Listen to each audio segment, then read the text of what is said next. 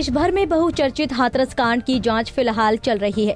इस बीच UP police को उस महिला की तलाश है जो पीड़िता के घर में नकली भाभी बनकर रह रही थी।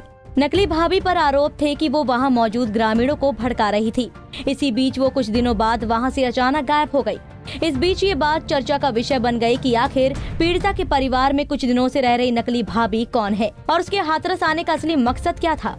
पुलिस इन सब की जांच में लगी ही थी कि इस बात का खुलासा हुआ कि हाथरस की गुमनाम भाभी का सीधा ताल्लुक मध्य प्रदेश के जबलपुर से है। जी हाँ, सही सुना आपने। वो महिला जिसकी पहचान हाथरस की नकली भाभी के रूप में बनी, वो कोई और नहीं बल्कि जबलपुर के मेडिकल कॉलेज की प्रोफेसर राजकुमारी बंसल है, जिनका कहना है कि उनके ऊपर लगाए जा रहे सारे आरोप बेबुनियाद है। लेकिन उसी कॉलेज के डीन का कहना है कि प्रोफेसर राजकुमारी का आचरण सरकारी नियमों के खिलाफ है। दरअसल हाथरस कांड के कुछ ही दिनों बाद राजकुमारी जबलपुर से सीधा हाथरस पहुंचती है और वहां वो पीड़िता के घर में रहने लगती है। बताया जाता है कि इस बीच उसने खुद को भाभी बताया, लेकिन ये बात राजकुमारी साफ तौर पर मना कर रही है कि उन्होंने कभी भी खुद को पीड़िता की भाभी नहीं बताया है। जबलपुर की रहने वाली राजकुमारी पर गाँव वालों को भड़काने का आरोप लगाया गया। वहीं यूपीएसआईटी इस पूरे मामले की सघनता से जांच कर रही है। यूपीएसआईटी द्वारा निशाने पर लिए जाने के बाद जबलपुर की डॉक्टर राजकुमारी बंसल खुद मीडिया के सामने आई और खुद पर लगे आरोपों को निराधार बताते हुए कहा कि ये सारे आरोप बेबुनियाद है। मैं इंसानियत के नाते पीड़िता के घर पहुंची थी, नकली भाभी बनकर सुर्खियों में आई। राजकुमारी बंसल ने खुद के नक्सलियों से संबंध होने के आरोपों को सिरे से खारिज करते हुए चुनौती दी है कि यदि उनके संबंध नक्सलियों से है तो जांच एजेंसियां इसे साबित करके दिखाए। मेरे वर्ड्स बताइए, मैंने कब कहाँ बोला कि भाभी हूँ मैं?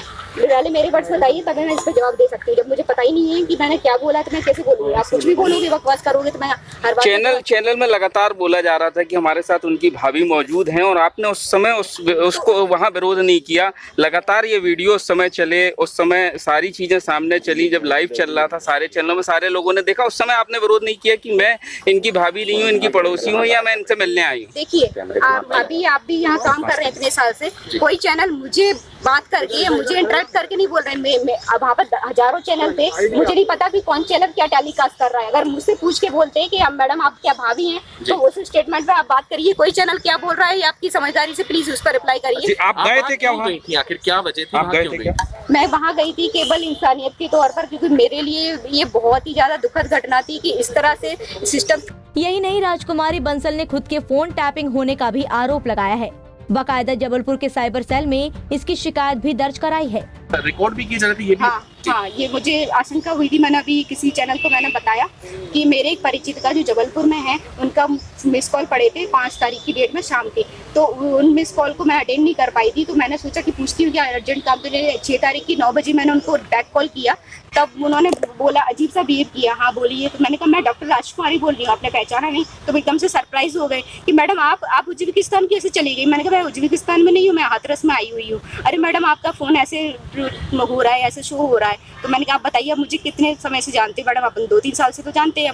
तो फिर मैंने बताइए कि उज्बेकिस्तान में यानी कि टैंपरिंग हो रही है मेरे फोन के साथ। मैं बहुत डर गई। फिर मैंने उसके बाद कल ही साइबर सेल में। अब राजकुमारी ने तो खुद पर लगे आरोपों को खारिज कर दिया, लेकिन जबलपुर मेडिकल कॉलेज के डीन ने राजकुमारी बंसल के रवैये पर सवाल उठाए हैं। उन्होंने कहा है कि उनका आचरण सरकारी नियमों के खिलाफ है। उन्होंने कहा है कि राजकुमारी से स्पष्टीकरण मांगा जाएगा और शासन के नियमों के मुताबिक उन पर कार्रवाई भी की जाएगी। राजकुमारी बंसल 3 तारीख से 6 तारीख तक सीएस की एप्लीकेशन देकर फार्माकोलॉजी विभाग में, क्योंकि उसने सिर्फ ये लिखा था कि मुझे बाहर जाने की अनुमति दी जाए।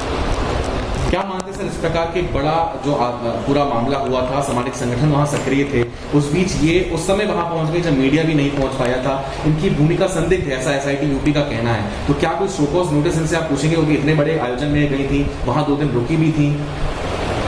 इस प्रकार की कोई जानकारी अगर हमें मिलती है कि वो वहाँ गई थी, लिखित मिलता है तो देखने की उसको शोकॉज नोटिस दिया जाएगा और नियमानुसार उनके विरुद्ध कार्रवाई की जाएगी। या इस तरह के डेमोन्स्ट्रेशन में एक पब्लिक सर्वेंट शामिल हो सकता है?